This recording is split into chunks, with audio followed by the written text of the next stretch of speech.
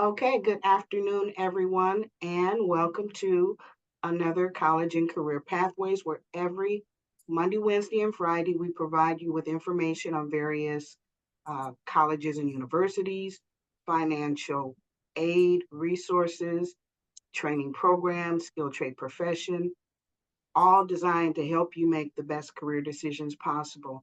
I'm Toni Cureton, your host, and today we are with Focus Hope, and we're going to be talking to them about their pre-apprenticeship programs. Lynn, welcome back. We're so glad to have you. Thank you so much, Toni. I am glad to be here. I have a presentation that I'm going to be sharing with you guys to go over all of our training programs that we are offering in 2024. I'm going to go ahead and share my screen, and hopefully you guys will be able to see the presentation. Let me know if everything's showing up okay for you guys. No, actually, nothing is showing. Okay, let's try that again. Let me go back to share. Okay, there you go. Okay. All right, there we go. All right, again, thank you guys so much. My name is Lynn Zamora. I am one of the workforce development specialists at Focus Hope. I have been with Focus Hope for over 12 years now. What I do in my role right now is help to recruit and get people through the enrollment process for our training programs, as well as helping with case management and removing any barriers that students may have while they are in class. All of our programs are for participants 18 years and up, so we know that people may have other things going on that require attention in order to be able to take this step to be successful in their career. So, with that said, I want to give a quick overview of what we're going to talk about today. Our current training opportunities are all offered, one at no cost to the student, and then two offered in hybrid format. They all are built. The curriculum is set up so that there's portions of the training where the participant will be taking the class from home. And then there's the hands-on component where they will be coming either to our campus or to our campus and to a partner school, depending on the training that is selected. So we offer industrial manufacturing training. We offer information technologies for the techies who want to work with computers. We have a CDL, which is CDLA trucking, work readiness, and entrepreneurship. We have an entrepreneurship program I'll talk a little bit more about, but that's for those who want to become owner operators of their own trucks. We have construction, and we've also brought back our tree trimming program in collaboration with DTE. We always advocate for anyone receiving the information that I share today to share with your family and friends, colleagues, anybody who either could potentially be interested in upgrading their career and getting training and skills and certifications, or you may know someone who is transitioning and could benefit from this. So a quick high-level overview of the industrial manufacturing training program. We call it the Pathways program because there's multiple career pathways that a participant could go down once they graduate. And it's broken down into 3 modules. So the first is focusing on oh, that's just the notification people entered the room. The OSHA 10 certification, which is a safety certification, as well as forklift and so high-low operation. You do get certified in that. And then you transition on, once completing that successfully, to your CNC, which is computer numerical control machining, where you're going to get certifications through the National Institute of Metalworking Skills. And then finally, what we call our automation and design course, which is focused on robotics, welding, 3D printing. You will get certified through FANUC in one of their programming certifications. And I do have a little bit more in-depth description of this. We know that sometimes when we say manufacturing, people don't exactly know what that entails. You know, that there's so many different job titles that are associated with manufacturing. So again, some of the things that I always like to stress when I'm talking about like what do you actually get in these classes is, you will of course you will be learning a skill set. You will be getting industry recognized credentials, but there's also a lot of other what we call soft skills that we give to our participants, which include things like financial literacy. In all of our training programs, our students will work with financial literacy coaches through the Center for Working Families to talk about things like building credit, knowing what your credit score is and building it. Maybe there are things that you need to plan for as far as like a large purchase. Maybe you're looking to move out. We have folks who are quite young coming into our program sometimes, 18, just graduating high school. They have the aspiration to live on their own, get their own vehicle. Some people are more seasoned at different places in their life. They're looking to buy a home. Having a financial literacy coach can be extremely helpful, from the very basics of like learning how to understand, like how to read your pay stub, and understanding what your take home pay is based on that, and deductions and things, but then also to improving your credit score, which is something that we all know is very important. So having a financial literacy coach, that is something that you'll do. Some of our things that we call, we put under the umbrella of work readiness is, making sure that your resume is up to date and that it is professional and in really good shape. How do you do presentations? How do you interview? If you're right now, everyone who is in class, you're thinking, well, I may be transitioning to a totally new career. How do I speak to the skill set that I have received when I'm in an interview with an employer? And so these are all things that we talk about in addition to the technical skills that students will receive. So the certifications that students will get through the National Institute of Metalworking Skills are in lathes, mills, and material measurement and safety. Students are going to learn about shop math, blueprint reading. You're going to learn about the CNC, computer numerical control machining. So there'll be a hands-on component where students will come on our campus and actually work with those machines. You're also going to be in our automation and design course, learning about robotics, welding, with 3D printing. It's all about the software. And so you will be having access to that, where you'll start off on simulation. So you start off, for instance, with the welding, you start off on a simulation that you may do on the computer, and you transition to on our campus. We have this really incredible simulation machine for welding. You put on what kind of looks like a hard hat, and it's simulating that environment where you're actually holding a tool and you're simulating welding, and you do that in order to know that you can safely transition to an actual welding machine and be able to do that confidently. All the computer aided design, again, that's software. So you'll be in our computer labs working with the software. You'll actually 3D print something in class. So like they were doing with this last class, they did personalized keychains that were 3D printed. So it had like the Focus Hub logo and the student name. And so students have an opportunity to actually work with the materials and create something. And so that's something that is certainly, I think students mostly find that part exciting, because with manufacturing there is that satisfaction actually creating things. As a machinist, you may create pieces and parts to many different things, and the idea is getting you confident and comfortable to do that so that you can transition to employment, because the end goal is always going to be employment. It is our biggest metric of success as providers, and it's something that anyone who's coming through would have that end goal of, okay, if I go through training, I want to work in the field that I trained in. There's so many career opportunities that are associated with manufacturing. These are some jobs that graduates are qualified to go into, that we assist in placing you into, which is CNC programming, a robotics technician. You may be a CNC operator or just a standard machine operator. You may be a forklift operator, production worker. You could be in quality control. There's a lot of different things that you'd be talking about with the placement manager, as far as what is your niche, what is it that you really want to do you have prior experience that could lend to one of these careers where you'd be able to demand a higher pay. And so there's a lot of things that we do when we look at your resume and have those one-on-one conversations to try and make sure that we pair each student with an employer that is in alignment with their career goals. So these are just some of the things that are required in order to qualify for the program. If you have any participants that are looking to move forward, they would want to have a high school diploma or GED. We do administer a CASAS assessment, which is our basic reading and basic math. It's 8th grade level for this program. And then our classes are Monday through Friday, 9 to 2 in that hybrid format. Another one of our mainstay programs that I'm talking about today is going to be our IT, our information technology pathways. This is for anyone who's looking to break into the IT field, or perhaps somebody who's just looking to get some industry recognized certifications so that they can level up. It's broken down into 3 5-week modules, which is IT fundamentals, small office, home office, and then programming essentials in Python. You do get certified as a business professional in customer service, your CompTIA A+, and then as a entry-level Python programmer.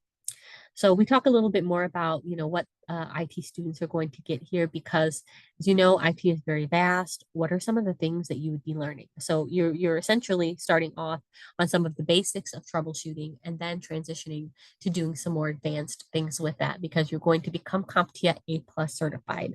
So you're learning about things like the different components of a PC. You're learning about the hardware as well as the software. So there will be parts of your class where a student would come in person to actually work with technology. You might be taking apart a hard drive or a tablet, replacing parts, fixing things. You're going to get that hands-on component. You'll learn about network infrastructure. How do you troubleshoot network connections? How do you troubleshoot all the common problems people may have on their laptops, PCs, mobile device, print devices? How do you set up workstations and manage users, get people connected to different shared resources within, the company that you're working for? You also, once you finish the first 10 weeks, are going to be transitioning to something that is totally different. So you pivot from like the troubleshooting, learning about the hardware and the software, thinking about being, on someone's IS team, solving problems that people have with their technology, to then you're learning about all of the basics from the ground up of programming. So we cover some of the basics of programming in Java and Python, C, and just build on that. So we're not expecting anybody to come with experience in programming. You can know next to nothing about programming, start this class and get to the end and be ready to pass your certification. So they're just, this is for a program for someone who is interested in working with computers. Don't have to have a background in IT, just basic comfortability using computers and technology, be open to learn, able to get comfortable working with technology, and we'll get you certified. We'll get the skill set built in and then a system placing into employment. So these are some of the job opportunities that are associated with the training program. So you may be a system admin, a junior programmer, a desktop administrator. There's some of these jobs that you'll see like desktop support, network support technician, help desk technician. A lot of the duties within those jobs may be similar. You imagine, especially if you're someone who's starting out, you may be in an entry level type position. You may be on a company's IaaS team where you are responding to help desk tickets for your, the internal customers that are needing assistance with things like you may need to remote into somebody's computer to get them connected to a shared resource, get them connected to a print device, resetting passwords. You may have to actually physically go into an office where you would be picking up technology that needs to be looked at. And you may be in the role of a PC repair technician where you take something apart, replace a battery, whatever the case may be. There's a lot of different things that you can do with a career in IT. And even if you have no background in it, this can be a great launch pad for somebody who wants to break into the field. A lot of the requirements are the same across the board for programs. You do have to have a high school diploma or a GED. You will take a CASAS assessment, as well as make sure that you would be available for a full-time class because all of our classes right now are morning sessions. This class runs from 9 to 3. And again, this would be in a hybrid format. I believe right now the way the schedule is set up, there's just one day out of the week, each week of the 15-week program, where students would come in person for their hands-on. Essentially, what we've done is anytime you would have normally been in a computer lab, you can take the class from home. But there's that hands-on component where you work with technology that would require you to come in person. And also, this is one of the more popular programs, probably right up there with tree trimming is the most popular training that we offer right now, just because of the demand, the sheer demand for truckers. It's our CDL work readiness training program. Excuse me. So this is a partnership with a trucking school. We have a couple that we work with. So Focus Hope handles the CDL readiness, which we call our prelude to trucking. And we cover things like our work readiness and our employability skills. And then students transition to our partner trucking school, where you will actually get the hands-on trucking experience and do your licensing upgrade. So this is for CDLA. Those are the big rigs, the 18-wheelers, the trucks that you will commonly see towing the big ones towing loads. We also offer a entrepreneurship course for those who want to become owner operators. So those are the people that work for themselves. They own their own truck and operate it. And this is open to current CDL holders, but also open to those who are also still seeking their CDLA license. Some of the things that they cover is it's focused on entrepreneurship. So it's for supply chain management, sales and services. You will get a certification in professional um, communication as well as customer service.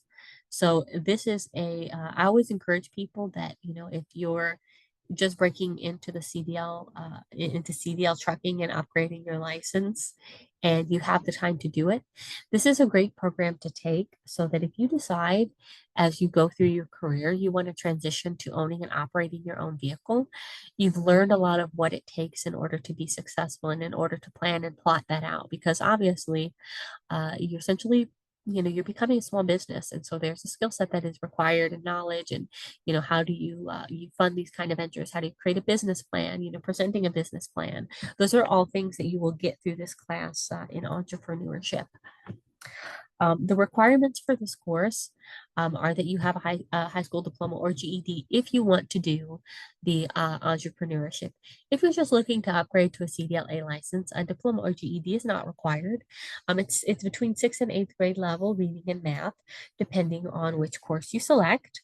You do need to have a valid driver's license and no violent felonies within the past 10 years. The driver's license, in order to upgrade, as I said, it has to be valid, but some additional information in the state of Michigan, if you have had any suspensions on your license, you do have to be 3 years removed at least since the suspension ended, not since it started, in order to upgrade. And as I said, that's not like a Focus Hope requirement. That is just with the state of Michigan. They will not permit you to upgrade your license until that happens. The class hours are 8:30 to 3 Monday through Friday in that hybrid format. So just to recap, you would start with Focus Hope, doing at least a 4-week work readiness course. Then you would transition over to our partner trucking school to upgrade the license.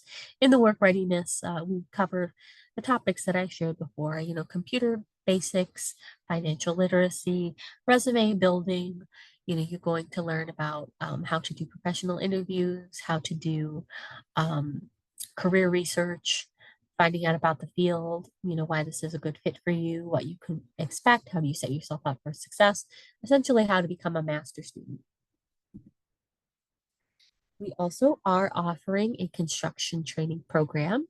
This is a 10-week course in collaboration with our partners at the Carpenter and Millwright School.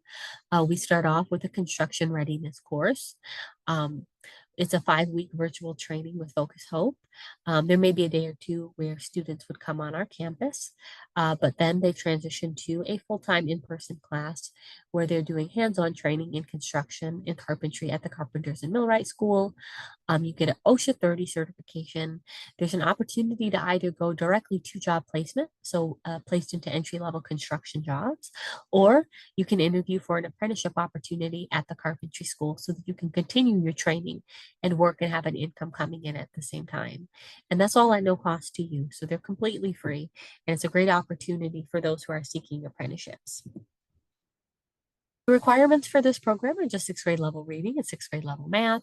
You do have to have a high school diploma or a GED and a valid driver's license. That's because of the nature of the work. You will have to be driving from site to site depending on where you're working. And then you'd want to be available Monday through Friday, 9 to 2. Finally, right now, I know this has been a very well advertised and popular program, and we have brought it back for the new year. We're just waiting to solidify start dates in this new year, which is the DTE Tree Trim Program. This program is a 3-way partnership between Focus Hope, DTE, as well as our partner trucking school, US Trucking. So you start off with Focus Hope doing a virtual work readiness class focusing on psychology of success. You will get customer service training as well as certified. We start off on some of the basic components of safety that you'll want to be prepared for. And then computer literacy. You also will, of course, get financial literacy in that program as well. You transition over to the Tree Trim Academy, where they're teaching you woodsman basics, tree trimming 101, calisthenics, the machinery. all of the things that you need to basically figure out, like, is this something that you can really do? Because this is a program where you're preparing for an opportunity that's going to take you in a year-round position through all the seasons where you're climbing trees, trimming, you'll be very, very high up in the air. And they want to know that this is something that you can do. The CDL school is because you do have to upgrade your license to a CDLB permit, and that's because of the vehicles that you'd be operating in association with the job. Like you may be operating those larger vans and things like that. So you'd want to make sure that you were having your CDLB permit by the time you transition. Um, Going back to this one, is the requirements are essentially same across the board. You know, there's a reading and math assessment. You do need a diploma or GED, valid driver's license. They will drug screen and get the Department of Transportation physical for the tree trim program. Tree trim is a total of 6 to 7 weeks. Depending on how long it takes, and for someone to complete one of the additional certifications that will now be offered. And this program is tied to an apprenticeship opportunity with DTE. So those that graduate the 6 to 7 week training course will complete and then quickly after interview for a contracted tree trim position with DTE. They try to place people close to where they live so that it's not a barrier for folks to get to work. As an apprentice, it takes about, give or take, 2 years to get a journeyman credential in line clearance. And so the pay starts out at about $19 an hour. All of the training is on the job. So you're essentially working, gaining additional skills. You get a pay raise approximately every 6 months when you are an apprentice with DTE and tree trimming. So this is ultimately leading to a portable credential, a journeyman credential in line clearance that you can take anywhere in the country. You don't have to stay local to Michigan. You don't have to commit to working with DTE upon graduation. This is something that you can take with you wherever you go. And as I said, it starts at about $19 an hour. So it's a lucrative career. Great benefits, you know, great opportunities for folks who want a unorthodox career where you'll be outside. Right now in the state of Michigan, you know, the weather is going to be vastly different from month to month. So it always be something different. And right now, this program is in high demand. So if you have any applicants who are interested, even though we don't have start dates at this time, they can still, of course, be sent over because we know that we have quite a long wait list for the DTE tree trim. I know I went over a lot of information, but one other thing that I did want to talk about was just the overall, student experience and some of the supportive services that we offer. All of our training programs are completely free, so there is no out-of-pocket cost for the learner. Our goal in all of our training is to get people skilled, get them industry recognized credentials, and then get them placed into employment in the field that they train in. So in order to do that, there are some things that we do up front when we're meeting the students, and while they of course are in class with barrier removal assistance. We do assist with transportation, clothing. We do financial literacy as part of all of our trainings. Housing. So we have limited resources for that, but we can do some emergency referrals. We also talk about interviewing skills particular to each career that somebody is pursuing. You know, what are some technical type interviews that we can do, mock interviews to make sure that each graduate feels prepared to transition to interviewing for jobs in the field that they trained in, resume development. We do employer pairing. So one of the things that I talked about was how each student will, before they graduate, shortly before they graduate, meet with our placement manager as well as the assistant in placement to talk about what the career goals each individual has. You know, is there a particular niche that you feel suited to go into? Is there a particular job, a particular employer? What are some of the things that you've been hoping to accomplish in going through this training, and try to pair them with the right employer for what it is that they're trying to do. Um, We do, I always tell students, like, it is our biggest metric of success. That's how we continually obtain funding in order to make sure that we're showing that, yes, everybody who graduates this program is able to work in the field that they trained in. I believe we were at like 85% placement by the end of last year, which is very, very good. If Tell students, if you want to work and you're willing to show up and do what is necessary, you will get employed, you will work in the field that you trained in. And that is our ultimate goal. So as a specialist, those are some things that we do up front, is talking about any concerns that somebody may have. You know, are you worried about being able to get to class? Are you don't have internet? You know, maybe you're concerned because you're not totally comfortable using computers. These are all things that we will talk about up front to make sure that if we can, we will remove any of those barriers before students proceed with their class. Just a little recap of what anyone would need to enroll. They would need to take the CASAS assessment. We do have virtual or in-person sessions. Applicants do need to pass a drug screen. Um, Right now, we still do a urinalysis drug screen, but our programs generally do not test for THC unless it is required for a particular license. So an example of this is for our CDL truckers or our tree trimming students, they have to obtain a Department of Transportation or DOT physical card, and that requires a urinalysis with a full panel, which includes testing for THC. So they would need to be aware of that. You do need to have a valid picture ID, social security card, high school diploma or GED, if it is applicable, or transcripts. We, of course, can accept that as well. And then certain programs do require that you have a birth certificate. And for people who don't have the required documents, we're always happy to work with them and, assist if they need to order or replacements for certain things, because we know a lot of times may not have those documents readily available. And then finally, I was trying not to go over. I think we're just coming up, yep, on 2:30. If anybody has any questions, I would be happy to answer.